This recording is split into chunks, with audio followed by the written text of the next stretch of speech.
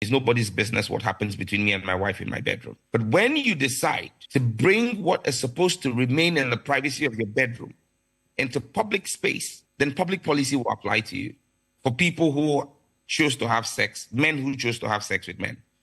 And so the government had to spend $200 million. We're dealing with getting enough beds for our women to give birth when they are pregnant. We should now begin to divert those resources to stitch up the backsides of men who have chosen to go and have sex with men when they begin to have anal tears and anal warts. The people who lose their identity have lost their nation. Ghana is not the 51st state of the United States. Tell the American people, you either do business with us on our terms or you can walk. American businesses that operate in Ghana are not in Ghana because of LGBTQ. They are in Ghana because they make a profit. If you think that because we are protecting our cultural values and saying no to LGBTQ, you want to lose $100 million in profit, pack up and go. Africa must begin to assert our rights. We are not puppets and stooges of the West. And it's just the sheer hypocrisy of America and the West. Qatar buys over $1 billion of military hardware every year from America. The punishment for homosexuality in Qatar is death. In Nigeria, the punishment in your law for same-sex marriage is 14 years imprisonment.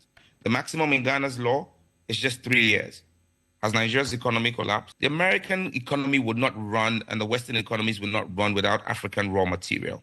Why should Ghanaian cocoa and Nigerian cocoa be traded on the New York Stock Exchange and not on the Ghanaian Stock Exchange? I mean, a bank should not be threatening the customer and saying, I won't give you a loan if you don't do what I want. If I don't come to you for a loan, you don't turn a profit. The CDC says that homosexuals are 400% more likely to be suicidal. The young man who walked into a school in the United States 3 months ago and shot up 22 kids was transgender.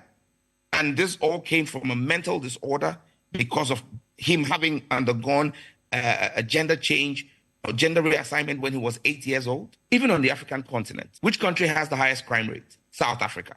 Why? Because they've embraced homosexuality as one of the growing factors in that country. So companies like DSTV, for example, will have to be careful about the kind of movies that they show in Ghana. The kind of content you show on TV must be censored. You cannot be a social media influencer and creating content that is contrary to the laws of the land.